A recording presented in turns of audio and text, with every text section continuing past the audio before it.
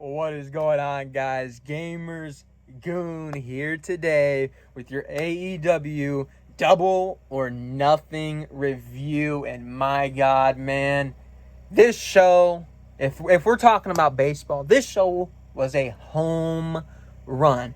If it's the bottom of the ninth, then Vlad Guerrero hits a grand slam. That's the same feeling I got with this show right now, man. What a show. What a show. And it all started on the buy-in. The buy-in, believe it or not, man, the buy-in's typically not something that is going to impress you to the point where it's going to be a major focal point of what somebody like me, somebody like a JD, somebody like a Conlon, somebody like a DJ Storms. Usually, it's not a focal point to the conversation. And usually we just do a little bit of a recap because it's nothing too important. But man, oh man, the buy-in this night, the buy-in on Sunday night at Double or Nothing, that kicked things off for the first time in front of a full live crowd in over a year. And I mean full capacity. Not a single seat was left empty. This buy-in delivered 110%. We had it between Serena Deeb and Riho. Serena Deeb coming in to defend her NWA Women's Championship. Very hot crowd, as I already said. Now, this match took a little bit to get going. A slow, methodical start, getting the crowd into it, as it should be. Riho, she offered the handshake, and from this point forward, Serena Deeb instantly became the heel just like that, because Serena Deeb punches Riho. She does not shake Riho's hand. Immediately sign of disrespect. Crowd turns on Serena Deeb. Obviously, crowd fully behind Riho. Serena Deeb, throughout this match, she was very manipulative. She kept targeting the knees of Riho. She also manipulated the rules here in this match. She would go to the rope and kind of just hold a submission for 4 seconds, break the hold, let the ref turn back after he breaks it, count, do it again 3 or 4 times, and just really just manipulating the rules, just playing a very smart wrestling style. Very, very methodical approach there from Serena Deeb, which I can appreciate. And then we get the underdog type of comeback area. But the problem with this is we have Riho selling a knee injury. So she goes for a double stomp, comes up, knee injury. She goes for the Tiger Fake Kick, 619. It hits, but it's a 2 count. I think if she might have had a little bit of more of a knee there, it could potentially have been a 3, but they're selling the injury here. She hits that into a Northern Lights suplex for a 2 count. And then the crowd is fully behind this match. This is Awesome Chance reigning throughout the Daily's Place. Absolutely everybody was on their feet, and this was just the buy-in. This was just the buy-in, man. This was just the show that gets you hyped up for the main show. Absolutely amazing. After this is Awesome Chance, we had a Riho missed double stomp. Serena Deeb, and then once she sees that she missed the double stomp, sees Riho favoring the knee a little bit. She's a shark in the water, attacks right after that knee, goes, hits a corkscrew on the knee, and then follows that up with a neck breaker onto Riho, and that is a 2 count. Then that is led into a double dragon screw, and she follows up that with a powerbomb for yet another 2. Riho fighting her way back, trying to stay alive in this match. Crowd fully behind Riho. They want to see Riho win the NWA Women's Championship at this point. Riho delivers a dragon suplex out of nowhere. She hits the foot stomp to the back of Serena Deeb. She comes up after that, selling the knee injury, holding her knee, and then she looks for the Sumato, but Serena Deeb turns that into a crab, a Boston Crab. Riho then struggles to fight out of that, ends up getting to the rope. Serena Deeb, after she reaches the rope, ends up hitting a corkscrew on a dragon screw onto the leg yet again. After the dragon screw, Riho immediately countered that and tried to get a crucifix pin. I thought Riho had it won. I'm not lying. I legitimately thought Riho had it won on this crucifix because this was a very, very close 3 count. I was like, holy shit. They really just did this on the buy-in. They really just gave the NWA Women's Championship to Riho. They had it that close. I thought Riho pulled one out of thin air and just miraculously won. I thought it was over. But that was not the case. Ends up kicking out. Serena Deeb goes right back towards the knee, starts slamming it into the mat. Bang, bang, bang. And then she hits the Serenity Lock onto Riho. And Riho, she can't last much longer. She's forced to tap out. Absolutely brilliant match to kick off the night. If you were not watching the buy-in, I don't know where you were, but you guys should have been tuned into the buy-in. I would highly recommend going back and watching the buy-in match. And that's not usually something I'll say. A lot of the buy-in matches are they're solid matches. They're not anything that's amazing. But this buy-in match, if I'm saying about any buy-in match about AEW, if I'm talking about any sort of AEW buy-in match, this might be my favorite one of them all. This match was absolutely fantastic, and I think this match delivered more than some of the matches on the main card. This match was a home run. Sorry for slamming my camera out of place there for a moment. But, hey, that was just one page of notes with those two women. 6 minutes into the video already, and we're just getting into match 2. We got a lot more with that, man. And then we start off the main show with a very, very hot feud here. The crowd was very into this match, and it was Brian Cage coming out as, I believe, the Terminator. He had half of his body and like a robotic Metal Gear type of thing. It looked very cool. The aesthetic was there. It was a great look for Brian Cage. That is exactly the kind of role I expect Brian Cage to be in. It's just something that feels right with Brian Cage. We get cowboy shit chants, as we should. I've missed a full capacity crowd sitting there for Hangman Page. Cowboy shit. Cowboy shit. That's amazing, man. I love when the crowd sits there and chants cowboy shit, because, let's be honest, man, our next AEW champion, the guy from the beginning that was obviously going to be the AEW champion, one of the highest potential guys in all of wrestling, in my opinion, Adam Hangman Page, absolutely deserves the love there. But this match started off very hot, very fast. Brian Cage gets complete control at the beginning, takes Page to the outside, hits a powerbomb into the ring post. Hangman then follows that up, goes out, and he hits a moonsault to the outside onto Brian Cage. After hitting a clothesline onto Brian Cage to get him there. And then Cage comes back in, he hits a powerbomb off the top rope, and instead of that, it's countered by Hangman. And once Hangman counters this, it's already set and done. This match is going to be a phenomenal match, because we have "This Is Awesome" chants. The performers are starting to feel themselves. The crowd is into it. Absolutely brilliant. And that was just like the first 5 minutes of this match. And they already set out for a good match. They already had the platform for a good match. They just had to finish it off and not give us some fuck finish. But absolutely good stuff there. But after that counter, we have Hangman. He goes for a powerbomb. He misses it. And he ends up, after the miss, he goes for a discus lariat. Ends up hitting a 2 count. Page then tries to hit the Deadeye, and that did not work. Cage tried to hit a ripcord elbow, which he did. And then he followed that up with a 1-arm neck breaker. It looked very impressive, which gave a 2 count for Brian Cage. Cage then goes for a driving uppercut, and tosses Adam Hangman Page towards the top rope. Off the top rope, my bad.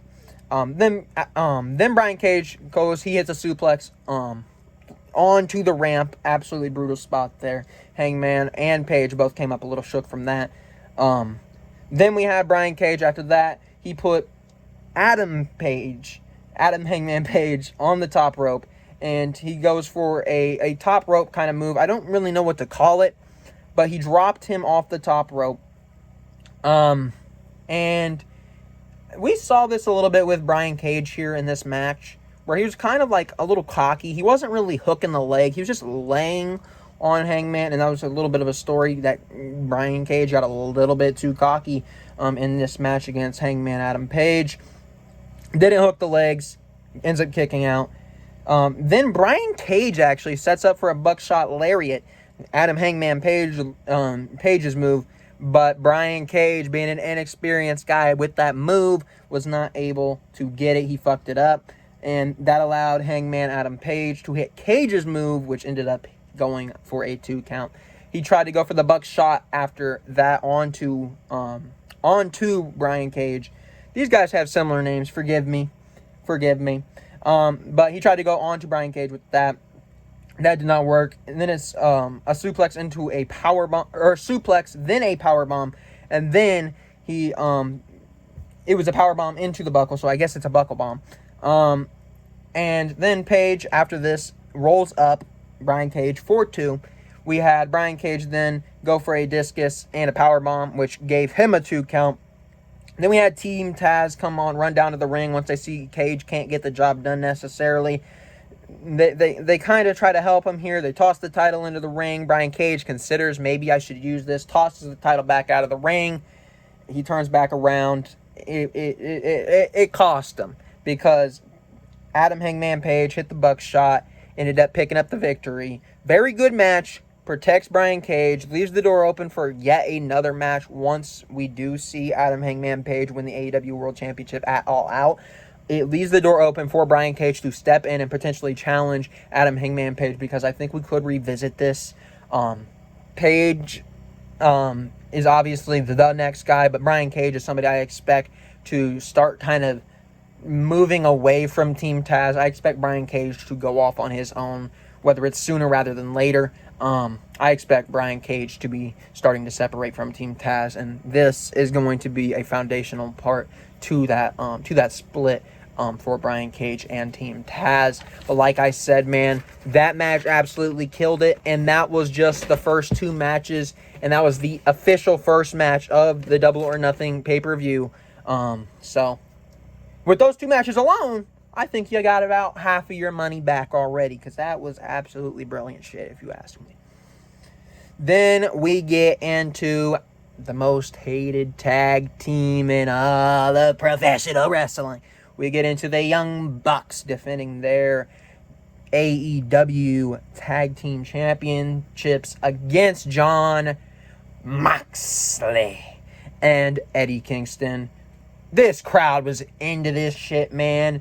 When we had Moxley and Eddie come down to the ring, man, I could not believe the reaction these two got, man. A live, full capacity crowd just chanting and singing along to their entrance. Wild things you make your heart sing. I'm not going to get DMCA'd, but the crowd was into this, man. They were all behind Jon Moxley and Eddie Kingston, man. They really made me think maybe, man. Maybe it could happen. And, man, they wasted no time. Jon Moxley and Eddie Kingston didn't even let the Young Bucks get in the ring, and goes right at them. While the streamers are coming down in the Young Bucks' entrance, they go right at them. They take it immediately to the outside of the ring, and it's basically a street fight. They throw cutters around. They end up having a spot where Brandon Cutler tries to come in with a spray can, and they actually have Jon Moxley and Eddie Kingston go for the Violent Crown on him, which it did deliver. And then we officially get the start of this match. The bell rings finally after what seems to be 5 or 6 minutes of them doing that. And we got Moxley and Kingston here in full control to start the match. The Young Bucks. Then once the match gets flowing and once the tag team thing starts coming around, where the aspect of the tag team comes in, the Bucks are finally able to get control. They're starting to use some tag team moves. They're getting themselves going. They're getting their mojo back. And they finally single out Eddie Kingston. Eddie Kingston was the guy they initially singled out. And Jon Moxley has to stop this. He ends up stopping it. Because Matt Jackson was kind of being a little bit cocky there. Then Nick rolls into the tag. Eddie throws him into the corner. Then Eddie finally gets the hot tag after Moxley obviously trying to stop the attack there on Eddie Kingston. And Jon Moxley completely takes over here, man. He delivered some pile drivers. Then he hit a bulldog. He goes for the choke. And the Young Bucks have no answer to Jon Moxley once Jon Moxley gets going. We see Carl Anderson and Luke Gallows both come on down. And that is no worry because we have Frankie Kazarian come on out to help stop those two. Then we have Matt Jackson He gets a spray can, sprays Moxley in the eyes, throws a bottle at the head of Jon Moxley. 2 count after that. And then we get the "This is awesome" chance. It was awesome. And after this, we get a Meltzer driver on the ramp, same ramp that Brian Cage used earlier. And once we get that move done and we start seeing Moxley after that, Jon Moxley bleeding, bloodied up. He rolls back in to break the count there, to break the 10 count. Then we get a senton off the top rope for another 2 count. We get Matt here, and then he's got a rear naked chokehold on Jon Moxley, just squeezing all the blood out of him. We get a tag team distraction here between the Young Bucks for yet another cheap chokehold from, I believe it was Nick Jackson on the outside. The Young Bucks then once they both get in the ring and they just start beating the ever-living shit out of Jon Moxley. They just start banging on him. They start throwing lefts. They start throwing rights. They're just clubbing the shit out of Jon Moxley at this point. And then they tease the fist bump, the Shield fist bump. And then they go for the Shield pop-up powerbomb thing. You have, I believe it was Nick Jackson. He said, "Hoo-ah!" doing the Roman Reigns thing. But Moxley, he stops it, hits a double suplex. Hot tag to Eddie Kingston. The crowd at this point is nuclear for Eddie Kingston. They want to see Eddie Kingston do this. Eddie Kingston does take out both men. He goes for a submission move on Nick Jackson.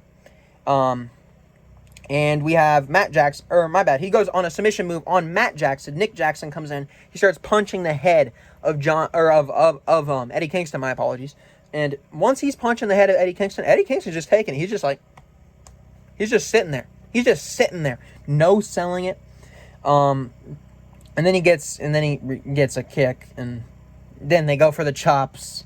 And then Matt Jackson super kicks, and then Nick Jackson also does. And we get some tag team moves between the two. Goes for the kicks together.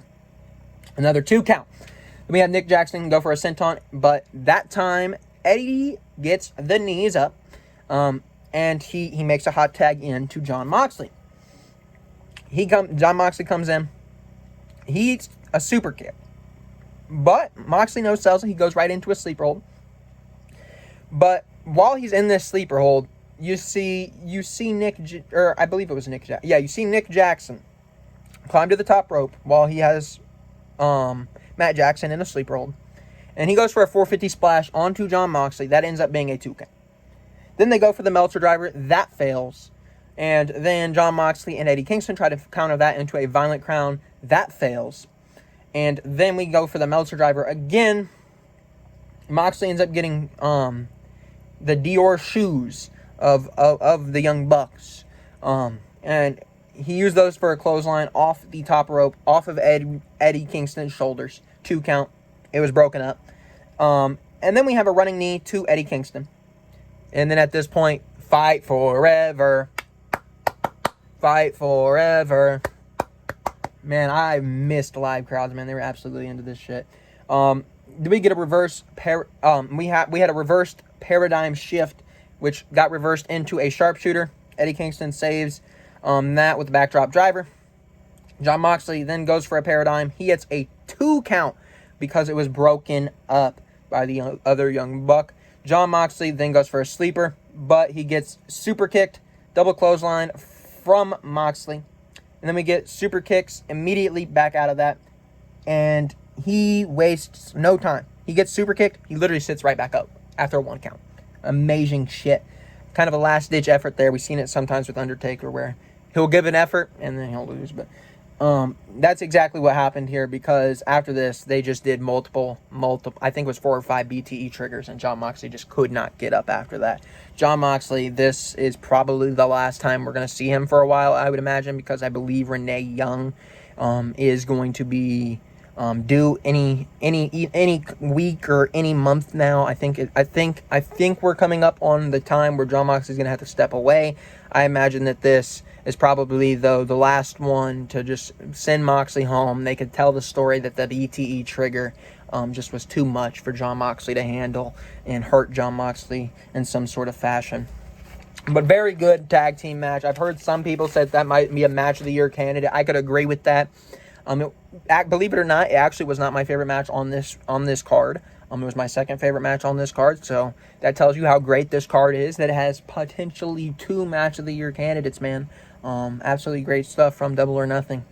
Then we get into the Casino Battle Royale. I'm going to be honest. I said going into this that I'm a fan of these Battle Royals. I am. Don't get me wrong. I do like the Casino Battle Royale usually. But this one felt weird, man. This one felt weird. It went by way too fast. I couldn't even keep track with who was still in and who wasn't. I didn't know Matt Sydal got eliminated. I don't even know when half of these people got eliminated because they really didn't focus that much on them. There was a few times where they would focus on guys. But I didn't even know Matt Sydal got eliminated. I literally texted my dad and a couple of the guys in the IWC asking, "Where's Matt Sydal?" And they were like, "Oh, he was the first one gone." I was like, "How did I miss that? How did I miss that?" I don't know. The match pace was way too fast. There was too much stuff going on. I couldn't keep up with it. So, and I usually can. But it was a very fast-paced match. I don't know what it was, this specific Battle Royal, that differentiated it from the other ones. But the other ones, I think, had time to build a little bit. And this one just felt a little bit too rushed. I don't know what it necessarily was. But the last 5 was really good. We started off with the clubs. We have Christian Cage in there. We have Matt Sydal, Powerhouse Hobbs, Dustin Rhodes, and Max Caster. Like I said, Sydal, first one eliminated. I didn't even know he got eliminated. Max Caster also eliminated. And by the way, if you haven't already known, Max Caster's fucking great, man. He is one of the best people, I think, on all of AEW television. This man coming down the ring, rapping is absolutely amazing. Then we get the Diamonds. That consists of Matt Hardy, Preston Vance, we had him out. Hardy and Isaiah Cassidy there were trying to jump Preston Vance as he came out, but it did not work. He ended up taking them out. We had Nick Camarado come in, and we also had Serpentico. So this one, really, there was no inkling of hope, really, with the Diamonds. I didn't really think anybody within the Diamonds were going to win. And I'm also kind of upset that Serpentico was a replacement, man. Like, really? It's whatever, but I didn't expect whoever would have replaced, who was it, QT Marshall? I'm just not into him, man. I'm not a big fan of Serpentico, I'm going to be honest with you guys. We had Dustin. He eliminated Nick Camarado and Preston Vance. After that, we see Camarado hit Dustin with a cowbell. And then we got, I don't even know what, this is how fast this match was, man. I started this match off saying I'm going to get it right. I'm going to have the clubs. I'm going to have the diamonds. I'm going to have the spades. I didn't get any of that, man. I didn't get that, man. Because the next thing I've written down is the Varsity Blondes. They joined with Colt Cabana, who also joined, and Anthony Bowens, and Pentagon. Pentagon was dressed as the Joker. Cute little jab there to the Joker, to who could potentially be the Joker. Pentagon was the Joker, technically speaking. Bowens gone. Took no time. Then we get Jungle Boy. Jungle Boy comes on in. Mark Quinn is in there. Aaron Solo, who replaced somebody. I forget who he replaced. We had Evil Uno. Evil Uno came up in there. And then we had Lee Johnson. Solo and Johnson, they both got eliminated by Matt Hardy. Then we had Evil Uno. He's gone. Pentagon got eliminated. Pentagon got eliminated by Jungle Boy. Big elimination there from Jungle Boy. So, very interesting. Very interesting. I did not expect Pentagon to be eliminated that early. I'm going to be honest. I thought Pentagon was going to be in the final 5 at least. But then we had Christian Cage eliminated Powerhouse Hobbs. I didn't expect that. Then we got the Joker.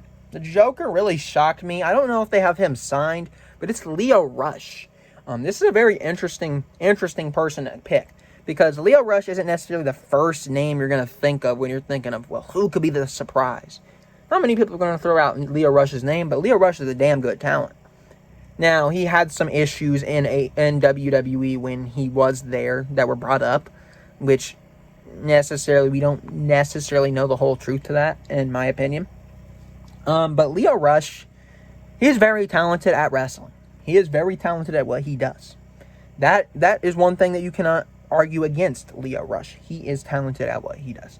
But the thing is, I need to know that they're going to sign him.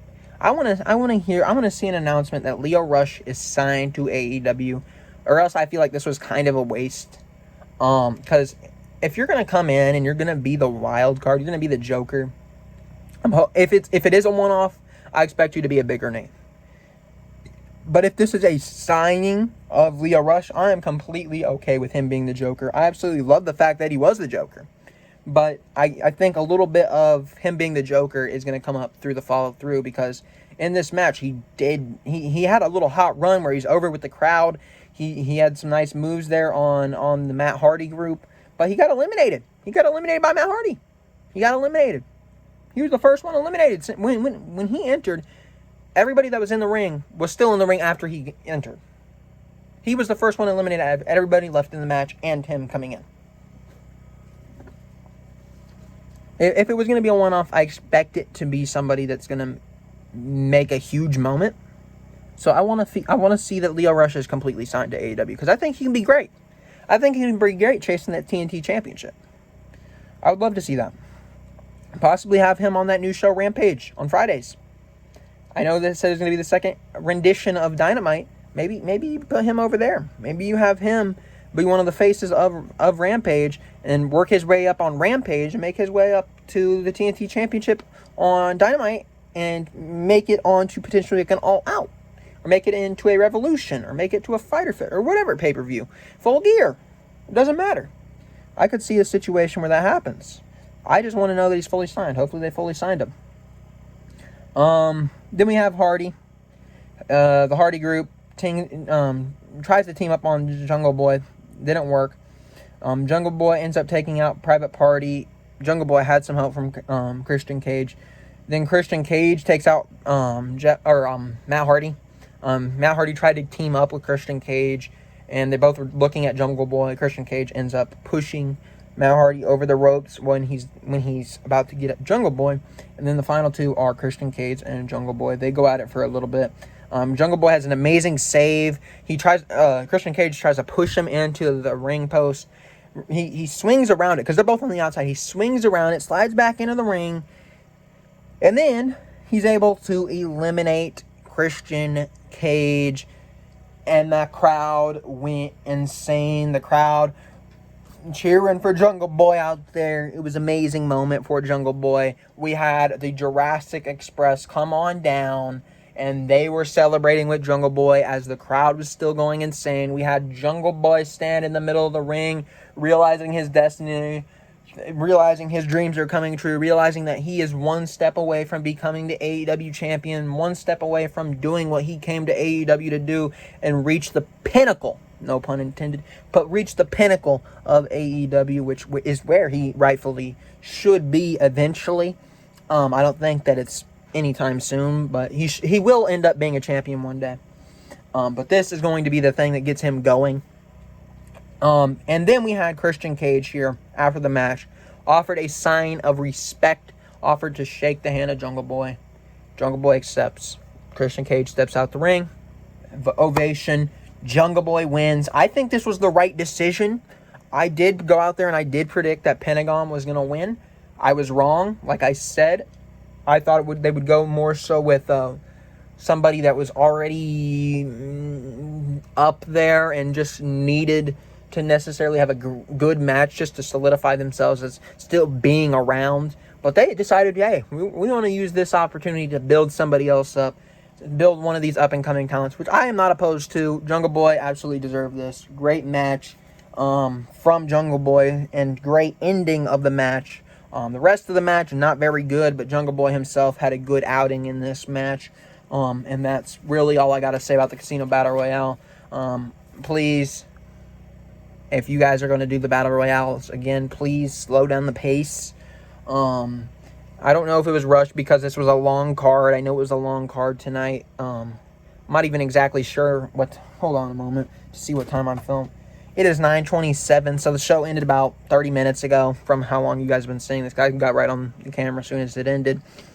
So it was ended about around...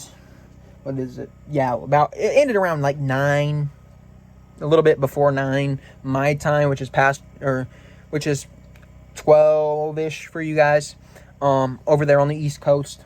So it was a long show. I understand that. But I think he could have left some other stuff off the card later down on the card. But I would have appreciated at least letting the people in the ring kind of do more. Because there was just a lot of people that I didn't even know got eliminated. Because I didn't really see what happened with them because I was focusing on something else just because there was so much going on.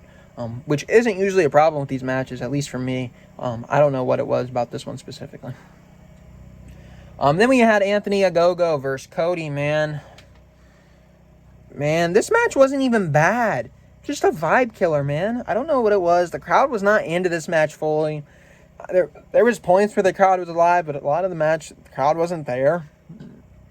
I don't really know what that was about. I thought this match was going to be a hot match. I was interested in this match, and a lot of people that were excited about this match. I was very interested in this match. Hell, after I'm done with this video, I am going on the Pro Wrestling Tee shop, and I'm buying the match shirt because I think it's a nice design, and I was excited about this match, but the match didn't live up to standard. And it feels bad because they made this match up to be one of the most hyped up matches in the card. They gave this match a big fight feel. Shout out to Joseph Kahn. They made this match feel special. They made this match feel like it's important. And that's usually what Cody does. Cody does bring a level of importance to whatever match he is in. Anthony Ogogo, he started off very impressively. Cody goes towards the ribs. Ogogo hits a right hand to the head. When Cody goes for a dive, he goes for a suplex on Cody. Ogogo at this point has control. QT Marshall hits a right hand on Cody. Then we have Anthony Ogogo, blood coming from his eye. Cody goes for the Cody Cutter, 2 count. Then we get a frog splash from Anthony Ogogo for a 2. Cody goes for the figure 4, and he doesn't get a rope break, but he gets Ogogo gets a left-handed jab for a 2 count from Ogogo, obviously. Ogogo then hits 2 punches. And he should have won here, but they made it seem like Anthony Ogogo was dumb because Cody was under the rope.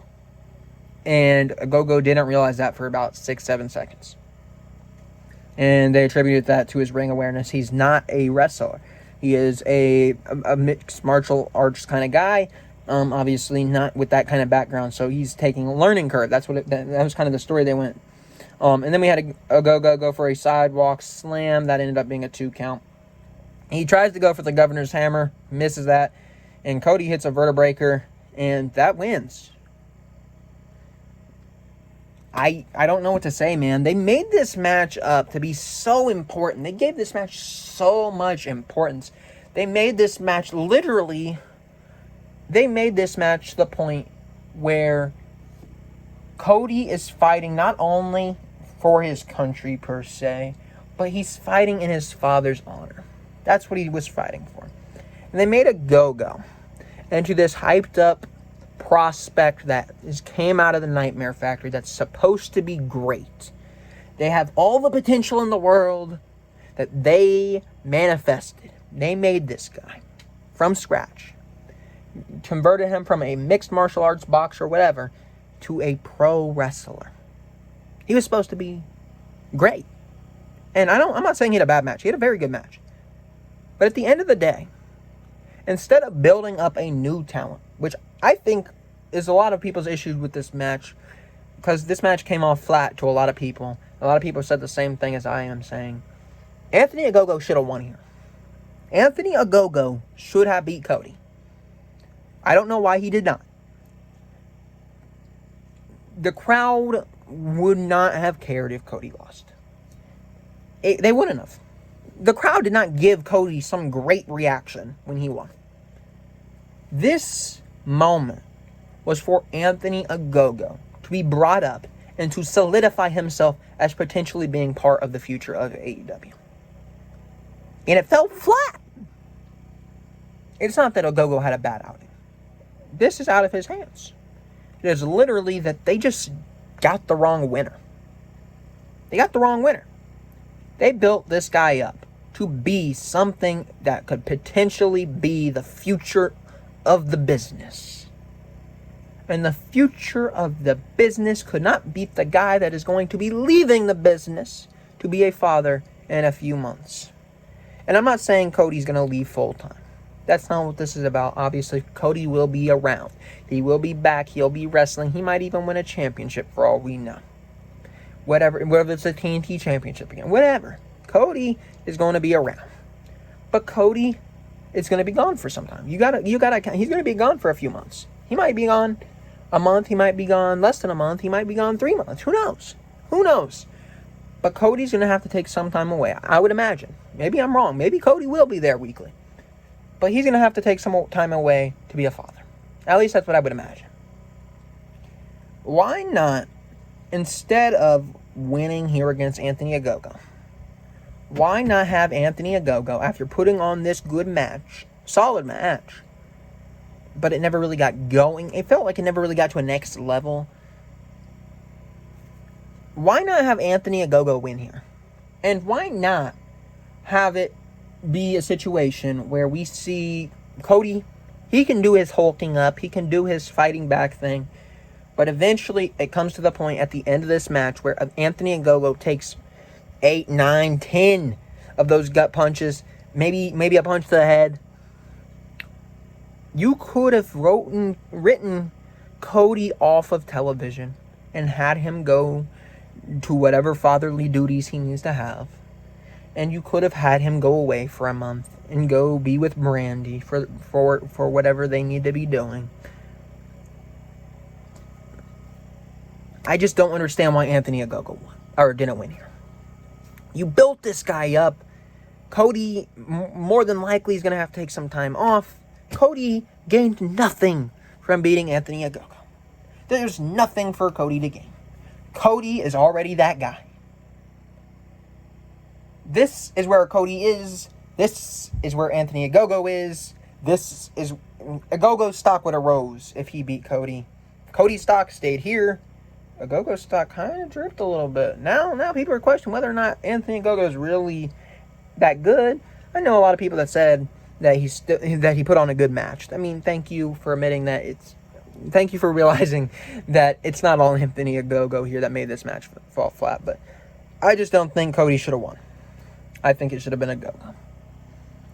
Now that we're done with that, let's go into Miro defending his TNT championship against Lance Archer. Also, another match that I wasn't really into. I did come into this show looking forward to this match. I think it was a solid match, but it wasn't. It just fell off. I'm going to be honest with you. I think that the Ogogo Cody match left a bad taste in people's mouths. Because I was still a little bit upset about that going into this match, in my opinion. Because I was just like, I was still questioning things. I was like, why? I don't know. This match was hard for me to get into personally. I'm sorry if you guys like this match, but I'm not saying it's a bad match because I did think this was solid for what it was, but I never really got the "this is amazing" feeling. I didn't get the feelings that I got earlier on in the show. Before the bell, we started having a fight come out. Big hoss fight. Miro, he begins to dominate this match, as he should. Jake the Snake comes on out in this match with his bag. Miro grabs the bag, chucks the snake. There was no snake in it for all of you people calling PETA. There was no snake. Calm down. There was no snake. But he throws it on to the all the way back up to the entrance. Lance Archer goes for a chokeslam 2 count. Miro goes for the snap suplex, a macho kick to follow. Then he locks in. The game is over. Archer tries to power out. Miro locks it in, falls back on his back, and they are forced to stop the match because Lance Archer passes out. They protected Lance Archer. Lance Archer's probably going to have another match against Miro in the near future because he never got pinned. He never tapped out to Miro. It was a ref decision because he passed out, and he really couldn't control that. So I expect there to be another match. Was I necessarily into this match? Not really. But it wasn't a bad match. It wasn't a match that I'm sitting here and complaining about. I just think that this was the point of the card where it kind of died down a little bit. But don't worry, it was just 2 matches because the next match fully delivered. The crowd was into it. This was a lively match. This match got people back and interested with the product. And we had Hikaru Shida defending her AEW Women's Championship for the last time against Dr. Britt Baker, DMD, the role model. But this match came off very hot start. We got Shida chants, we got DMD chants. This is amazing. Shida here, she adjusts to Britt's slower, methodical pace to start it off. Britt, she ends up getting the glove here pretty early on in the match. Shida doesn't let it happen. Britt goes for a double underhook.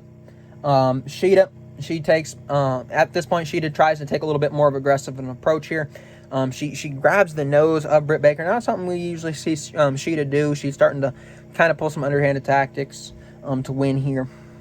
A little bit more physical. And then she goes for a suplex, 2 count. She goes to the knee to the back of the head, another 2 count. She hits an ensiguri. Britt kicks that out. My bad. She hits an ensiguri. Britt then follows that up with a kick. Then Britt follows that up with a fisherman's neck breaker for a 2 count. Shida, she then counters a stomp into a submission. That is led into a rope break. Britt Baker hits a sling blade. Follows that up with an air raid crash for a 2 count. She goes for the lockjaw. Does not fully get it in. Shida tries to escape. Then Britt Baker readjusts Shida. She rolls through. And Shida gets out. She collapses. Britt stays right on the attack. Shida follows that. She gets out of the. She hits out of nowhere a German, and then hits a running elbow on a Britt Baker for a 2 count. Shida then tries to go to the top rope, ends up getting rolled up, 2 count. She goes for the stretch muffler, 2 count. Then we have Britt. She gets hit with the crutch of Rebel. She goes to swing the crutch at what she thinks is Shida, but Shida moves and it hits Britt Baker, which is a 2 count. Shida hits a Falcon Arrow. After that, another 2 count. Rebel gets ejected from ringside. I think it was Aubrey Edwards. Ejects her from ringside.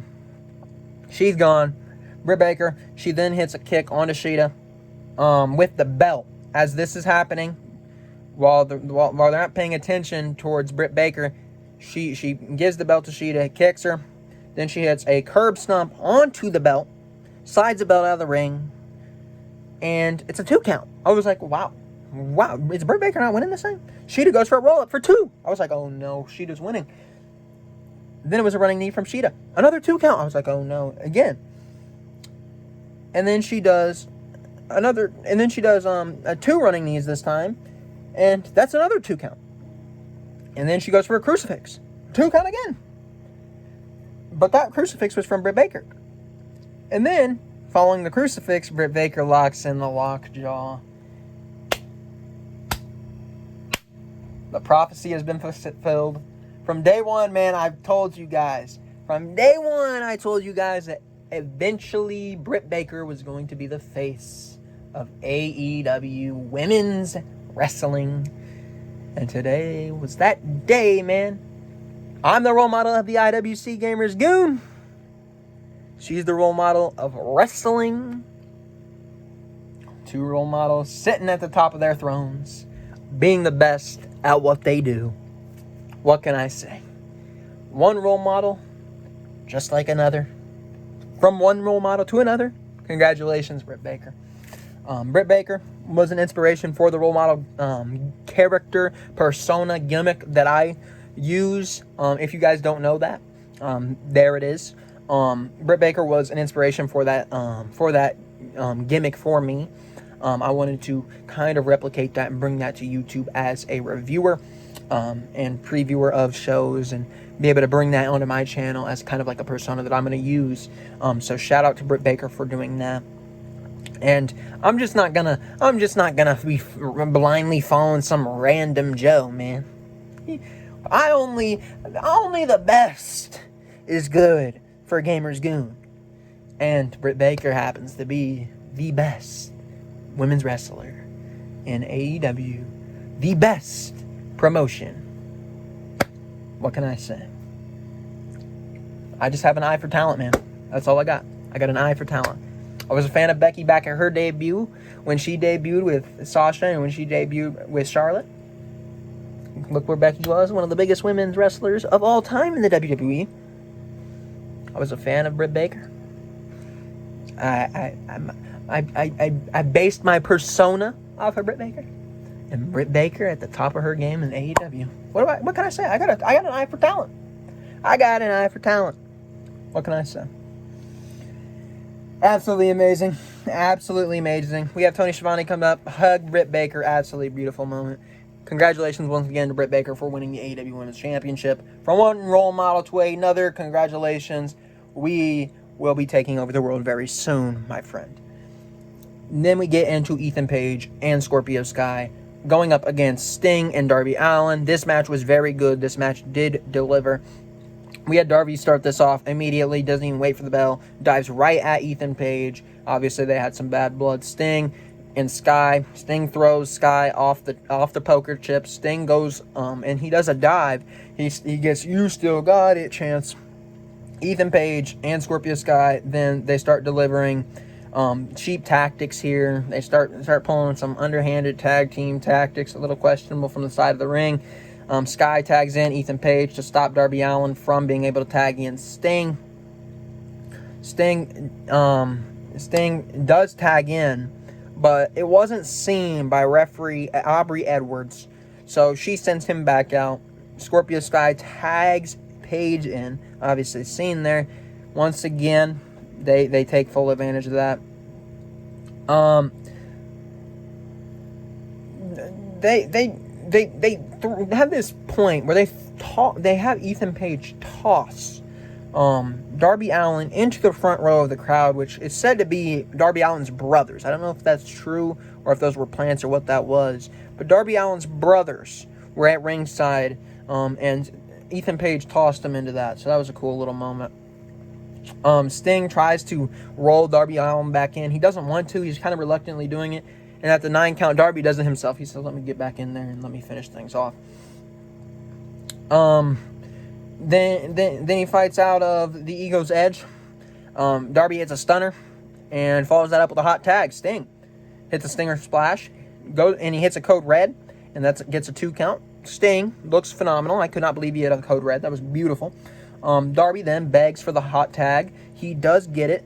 Scorpio Sky pulls Darby Allin off the ropes, and then Page focuses on Sting, and he gets Darby Allin and he tosses him onto Sting. Sting then hits a scorpion. He goes for the Scorpion Deathlock, and Darby, he's not the legal man, so Darby Allin tries to get in there and hit a Fujiwara armbar. Sky ends up taking Darby out there. And we have this moment where Paige and Darby are just slapping each other because they're staring at each other. Sky has Darby, and obviously Sting has Ethan Page. And then we have, after that, they both try to gauge the eyes out of each other. And then we see them try to go for a cutter. Sting counters the cutter, and he hits the Scorpion Deathlock for the win. Or Death Drop, my bad. For the win. I'm going to be honest. I didn't know whether or not they were going to go the route of Paige and Sky or Sting and Darby. And I thought maybe that we were getting the build towards the potential all-out match between Sting and Darby at this show. Maybe they'd break up and Darby would turn. But this match came out perfectly. I think that you could still do something at Fyter Fest where Darby Allin turns on Sting. Because I believe the end goal for this situation is to have Sting and Darby Allin fight each other at All Out. I could be wrong because they still have an open door with Ethan Page and Darby Allin to have a match with each other. However, I think Sting and Darby is probably the more likely match at All Out. So, was it a bad match? Absolutely not. I did not, that's not what I thought was going to happen going in. That doesn't mean it's bad. That doesn't mean anything. This was actually a very good match and one of the better matches of the night. Absolutely amazing stuff that happened there on that match. And now we get to the point where the Gamer's Goon has barely any more notes. I stopped writing at this point because honestly, this show had me tired. This show was a long one. And like I said, it's not even 10 o'clock where I am yet. It might be by now. Who knows? It's 9:48. But like I said, it was a very long night. However, we had two good matches. We had the triple threat match for the AEW World Championship between Kenny Omega, Pac, and Orange Cassidy. Very good match. They did a phenomenal job at telling the story of Orange Cassidy potentially winning this match. Orange Cassidy did a phenomenal job. He, at multiple times, looked like he was going to win the match.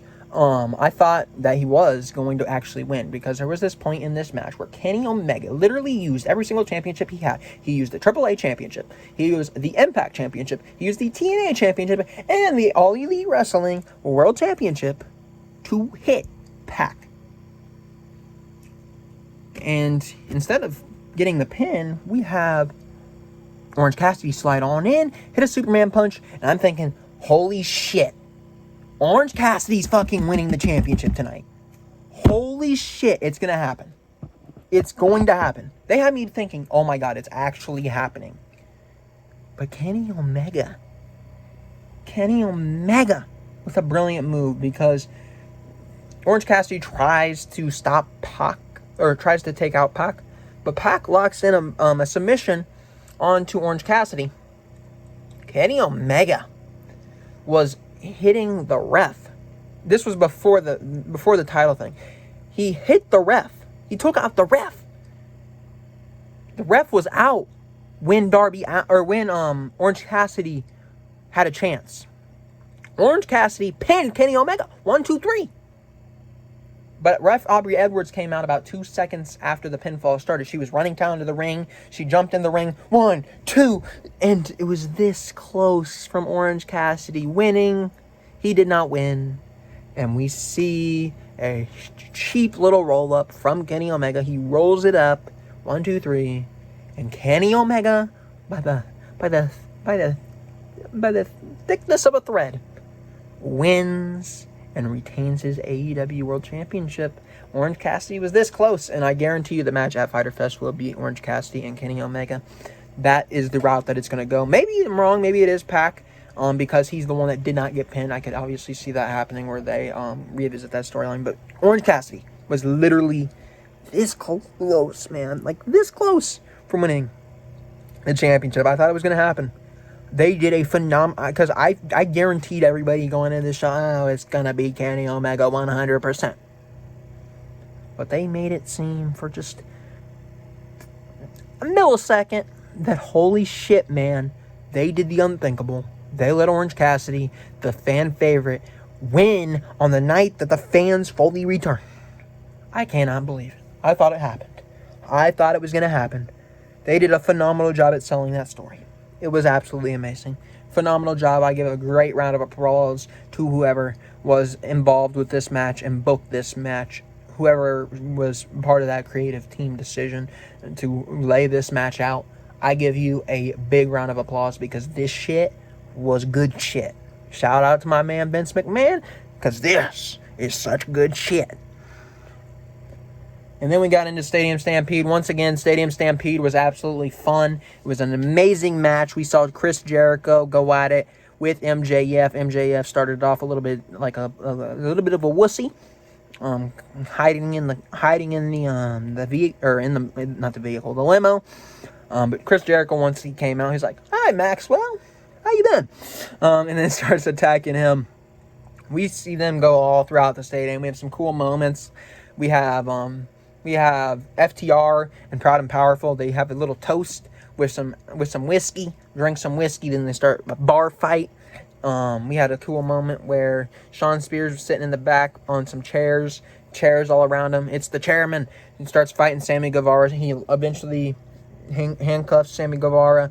He gets the bolt cutters because Spears didn't know about the bolt cutters that were sitting there. He bolt cut himself out.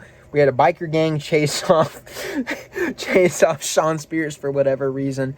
We had Urban Meyer make an appearance.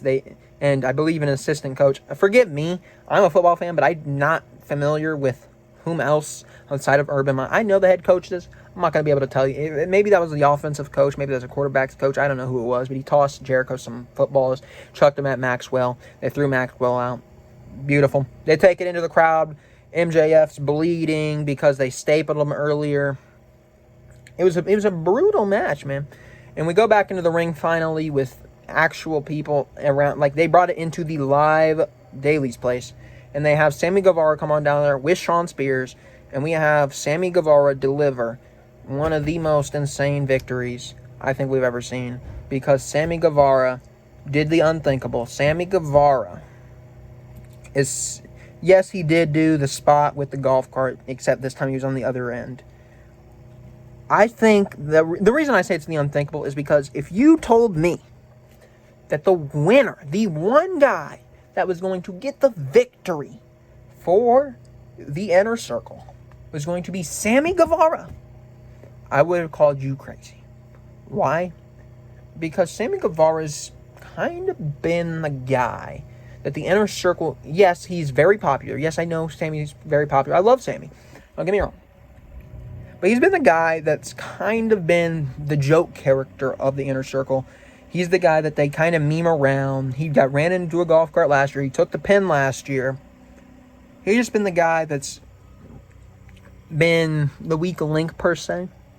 Obviously, the real weak link's Jake Hager. But per storyline, he's kind of been the weak link. Sammy Guevara is the one that pinned Shawn Spears. Now, obviously, Shawn Spears is... I don't even know what to say about him. He's always losing, man. I'm not even joking. He's literally always losing. This guy cannot win a big pay-per-view match. He just can't. I'm sorry for you, Shawn Spears, but you're just not a pay-per-view guy. But Sammy Guevara picked up the win. I expected, if it was going to be the Inner Circle, I expected Chris Jericho to be pinning MJF. Or potentially we could have seen one of Proud and Powerful pin the FTR guys and set up a tag team match between those two teams eventually. But once again, very good match, very fun Stadium Stampede. I think this Stadium Stampede might have been better than the first, and that's saying a lot because I praised the first Stadium Stampede. I just wanted to live the last two matches for what they were, rather than take a lot of notes over them. So hopefully you guys enjoyed my review of AEW Double or Nothing. If you guys did not watch the show tonight, I'm sorry that you guys didn't, because it was an absolute home run of a show, if you ask me. It was about $50 for the show.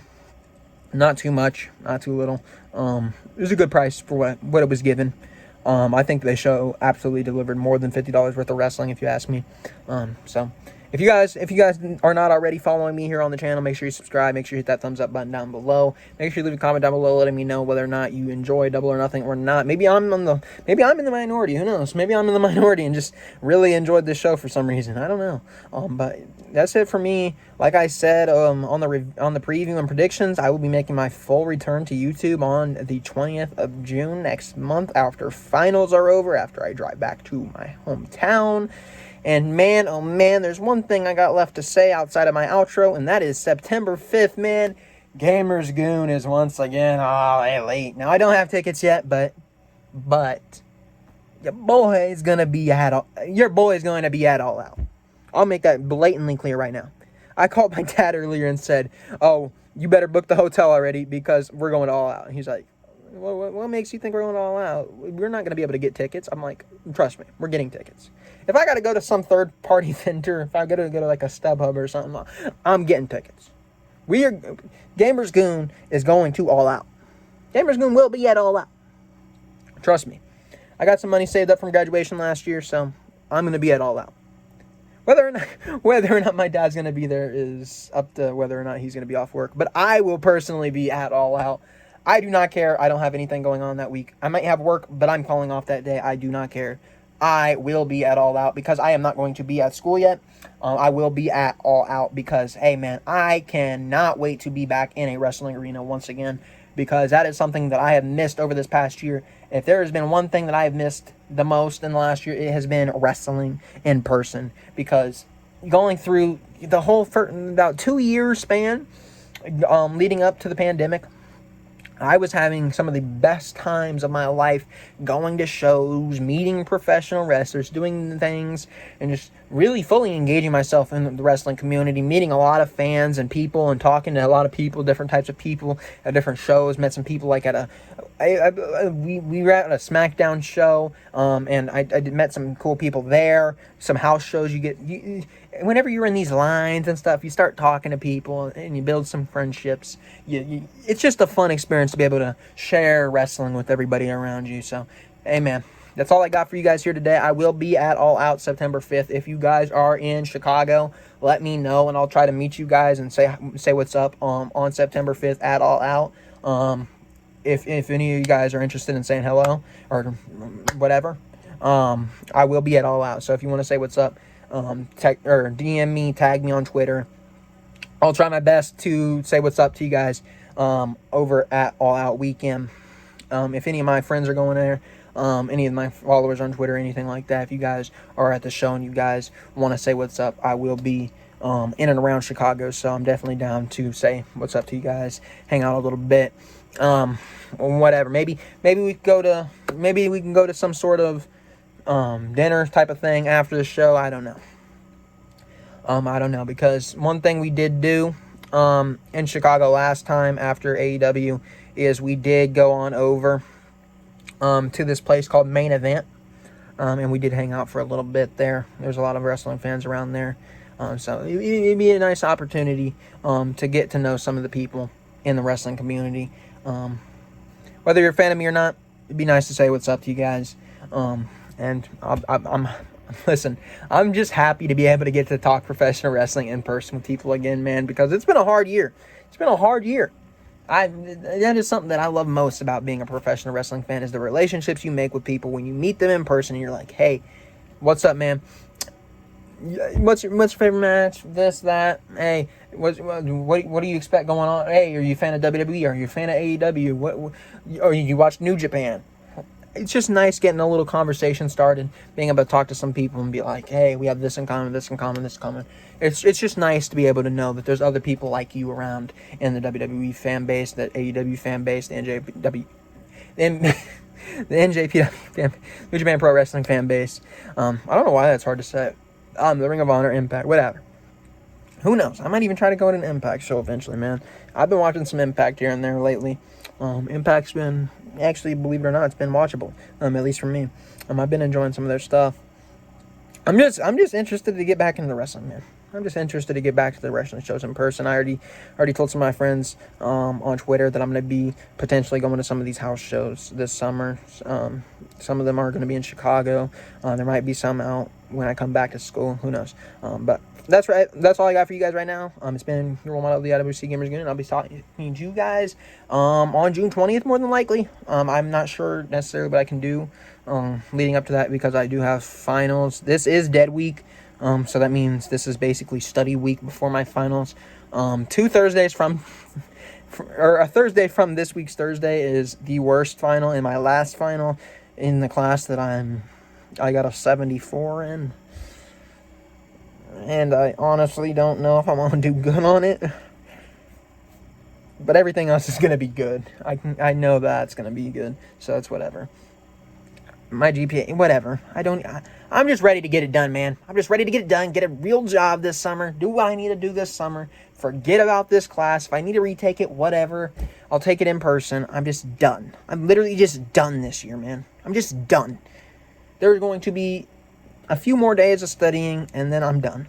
So there's not going to be any content out until the 20th, and I'm going to have to drive back out. I might actually do some vlog content, because I will be going to Yellowstone and Mount Rushmore on my way back to my hometown. So I might get you some vlog content, but there's not going to be much other content until I do get back in town. So I will be going once again on a little bit of a hiatus once we finish up this school stuff, because you gotta do good on the finals, and I'm not even worried about any of my finals except one, which is gonna ruin my whole week. So enjoy that, Gamer's Goon. But I gotta get out of here, man. I gotta get my roommate back in the room, because he let me use the room here to review this show, so I appreciate that. But hey, make sure you guys come back to the channel, Gamers Goon YT on Twitter, and the Goon Gamer YT on Instagram, and just stay tuned.